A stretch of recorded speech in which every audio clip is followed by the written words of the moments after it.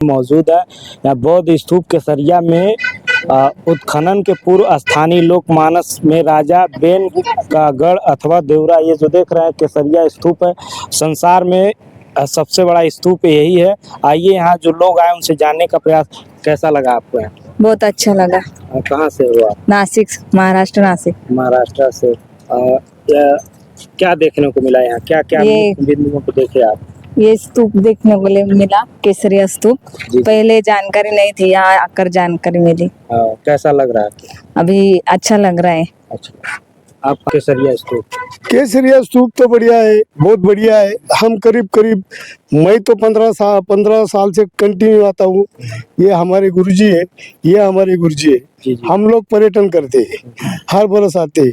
लेकिन अभी जो देख रहा हूँ उसमें बहुत परिवर्तन आया है। जैसे कि 20 साल पहले जो हमने देखा उसमें और आज में जमीन आसमान का फर्क है। तो हमारी यही कामना है, ये हमारी इच्छा है कि ज़्यादा से ज़्यादा जल्दी से जल्दी बहुत बढ़िया बनाओ कि जो हर एक आदमी को ऐसा लगे जाने वाला का 1-2 मिनट ठहर के यहाँ आके अपन देखना चाहिए। क्यों कि ये संस्कृति बहुत पुरानी है। करीब आज हमारे हिसाब से 2600 के हिसाब से, मतलब 2500 जिसको कहते हैं अपन, वो हिसाब से ये बनाया गया है। इसके पीछे बहुत बड़ी हिस्ट्री है, भगवान बुद्ध की हिस्ट्री है कि जी ये बनाने की वजह क्या है। ये बहुत बड़ी हिस्ट्री है। ये वो हिस्ट्री के हिसाब से ये आज भी बने तो वो इतिहास जिंदा रहे, ये हमारी कामना है। संसार का सबसे ऐतिहासिक बुद्ध सबसे बड़ा स्तूप माना जाता है, क्या बोलेंगे? जी भैया, जय भीम, नमो बुद्धाय। हम नासिक से, महाराष्ट्र से आए हुए हैं। हम तकरीबन 20-22 साल से लगातार ग्रुप लेके आते हैं।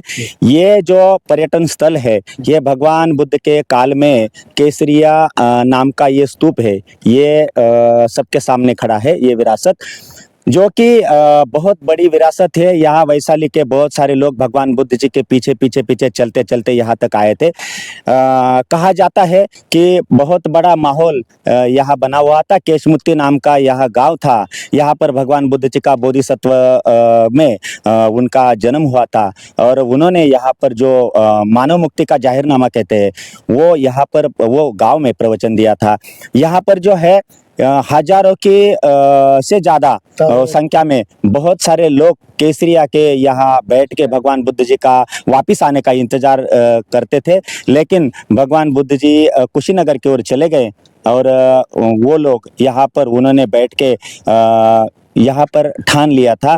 ऐसा बुद्ध जी का अंतिम उपदेश क्या था?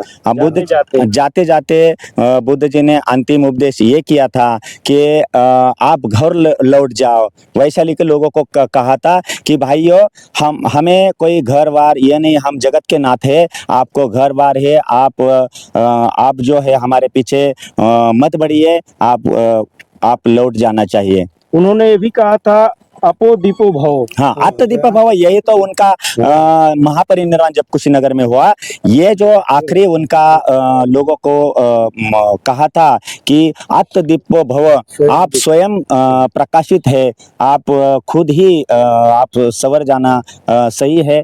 तो ये जाते जाते क्या कहा था? अपो दीपो भव का क्या मतलब है? खुद ही तुम प्रकाशित हो। जी जी। जो प्रकाशित है वो सभी को प्रकाशित होता है। मैं जैसा बुद्ध बना वैसे आप भी बुद्ध बन सकते हैं। सही रास्ता चलना चाहिए। अरे अष्टांगिक मार्ग से हर आदमी बुद्ध तक पहुंच सकता है। लेकिन आज के समय में देख लिया जाए, नए जनरेशन को मोबाइल और दिमागी स्ट्रेस बढ़ता जा रहा है, इसका कारण क्या है? अभी इसी का कारण तो ऐसा है, क्या मोबाइल के अलावा तो आजकल बच्चे दूध नहीं पी रहे। जी, आजकल सब डिप्रेशन में जा रहे हैं। आए दिन देखा जाए तो विकास तो बढ़ता जा रहा है, विज्ञान आगे जा रहा है, लेकिन उसी हिसाब से देख लिया जाए तो घटनाएं भी बढ़ती जा रही। पहले के समय में शिक्षा लोग कम जागरूक थे, लेकिन आज जागरूक होने के बावजूद भी जैसे कि अपने देश में मोबाइल या नया टेक्नोलॉजी लाई है, तो इसका मतलब ये था कि भाई वो नया टेक्नोलॉजी इसलिए कि मानव की प्रगति हो इस देश में, इस देश आगे बढ़े। जैसे कि जापान, थाईलैंड, कोरिया, अमेरिका जैसे दो राष्ट्र बने आगे बढ़ गए, वो हिसाब से ये टेक्निक लाई थी। लेकिन अपने भारतवासियों ने अपने भारतवासियों ने माँ के गर्भ में अभी मोबाइल सीखा है। जो बच्चा पैदा होता है वो ज्यादा से ज्यादा 2 या 3 महीने के बाद मोबाइल देखना चालू करता है। वो तो माँ बाप की गलती है, लेकिन वो बच्चा भी एक बार देखा सुन चालू हो गया तो ये अधोगति है, इस राष्ट्र की अधोगति है, मैं कहता हूँ। सिद्धार्थ गौतम बुद्ध ने कहा था कि आप भी बौद्ध बन सकते हैं, स्वयं दीपक की तरह जलिए हाँ। और स्वयं। लेकिन आज के समय में लोग क्यों इतना पीछे होते जा रहे हैं, क्या कारण है? उसका सही कारण बताया तो शायद किसी को गलत लगे, या कोई लोग ऐसे भी बोल सकते हैं कि ये लोग ऐसे ही बातें करते। लेकिन हमारा कहना ये है कि अगर इस देश में बुद्ध के मार्ग पे चले तो इस देश का 101% अच्छा हो सकता है, ये देश आगे बढ़ सकता है। आपने जो भी पूछा बहुत बढ़िया पूछा। ये कारण है क्या, कुछ भी हो, मैंने तो आपको अभी बताया कि माँ के गर्भ में ही बच्चा अभी मोबाइल देख रहा है। जी। क्यों? कि वो माँ और बाप, ये दोनों की इतनी बड़ी गलती है। संगतियों के कारण जो है बच्चों को जो है असर पड़ रहा है कहीं। हाँ जी, इनका पहला जो सवाल है वो मैं पूरा करना चाह रहा हूँ, जो कि आप बोल रहे हैं कि दिन ब दिन पीछे क्यों कम क्यों होते जा रहा है। ये ऐसी बात नहीं है, दिन ब दिन बढ़ते ही जा रहा है ये कारवा।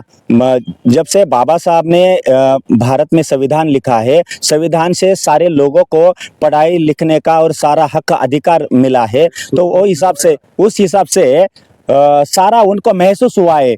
और दिन दिन ये सारा महत्व सब लोगों को पता चल रहा है और सारे लोग इसमें अभी वो कारवा आगे लेके जाने के लिए तैयार है और बढ़ता जाएगा और बढ़ जाएगा एक दिन पूरा भारत। जो कि आपका क्या नाम है? मेरा नाम है वानखेड़े गुरुजी, नासिक। कहाँ के रहने वाले? हम नासिक से। अच्छा ये बताइए, क्या शिक्षा और चिकित्सा मुक्त होनी चाहिए कि नहीं? शिक्षा और चिकित्सा मुक्त है और भी होनी चाहिए। जैसे कि हर बंदे का संविधान के हिसाब से लिखना पढ़ना चलना खाना पीना माना ये सब कुछ उनको फ्री है और होना ही चाहिए। तो देखते रहे। नमस्कार, आप देख रहे हैं आपका आवाज। कहाँ से? हम मल्टीपुर साहेबगंज से। अच्छा, ये स्तूप कैसा लग रहा है? बहुत अच्छा लगा।